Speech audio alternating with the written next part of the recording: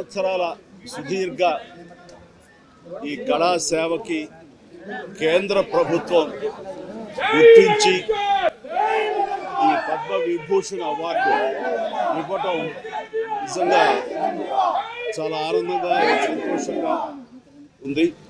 So భారత ప్రభుత్వానికి దానికి వెనకుండి ఈ అవార్డు రావడానికి కారణభూతులైన ప్రతి ఒక్కరికి నా హృదయపూర్వక ధన్యవాదాలు తెలియజేస్తున్నాను. అండ్ ముఖ్యంగా ఈ అవార్డు రావటం వెనుకాల నా కృషి, నా కళాసేవ ఈ సమాజానికి ఎంతో కొంత ఇతోధికంగా నేను చేసినటువంటి సేవలు ఇవన్నీ పక్కన పెడితే నన్ను గుండెలో పెట్టుకుని ఆదరించి ప్రేమించినటువంటి నా అభిమానులు అలాగే ప్రేక్షకులు నాకు ఎన్నో అవకాశాలు ఇచ్చి ఈ రోజున నన్ను నేరులాగా తీర్చిదిద్దుకోవడానికి కారణభూతమైనటువంటి నా డైరెక్టర్స్కి, నా నిర్మాతలకి, నా ఇతర టెక్నీషియన్స్కి, ప్రతి ఒక్కరికి ఎవరైతే దోహదపడ్డారో ప్రతి ఒక్కరికి నేను ధన్యవాదాలు తెలియజేసుకుంటూ ఈ అవార్డ్ ఇదంతా వారిది, వారి సహకారం నేను ఈ ఎత్తుకు ఎదగడానికి కారణమైనటువంటి వారందరిదీ.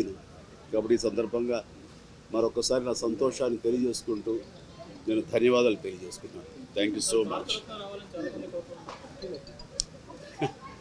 ఏ టైంకి ఏం రావాలో అది వస్తుంది తప్ప అది రావాలని ఆశ పెడితే వచ్చేది కాదు.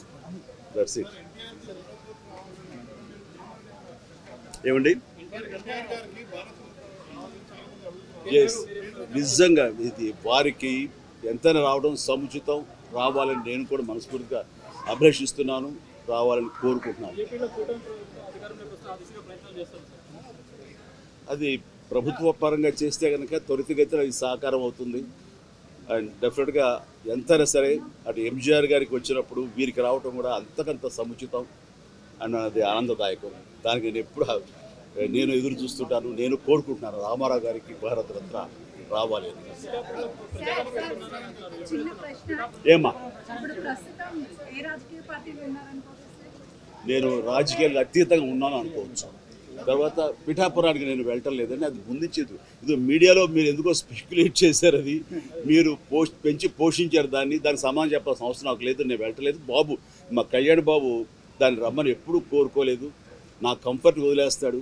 ఆయన తను బాగుండాలి, తన జీవితంలో అనుకున్నది కోరి సాధించాలన్న అభిలషిస్తాను. నేను నాకు ఆశీస్సులు అందజేస్తాను.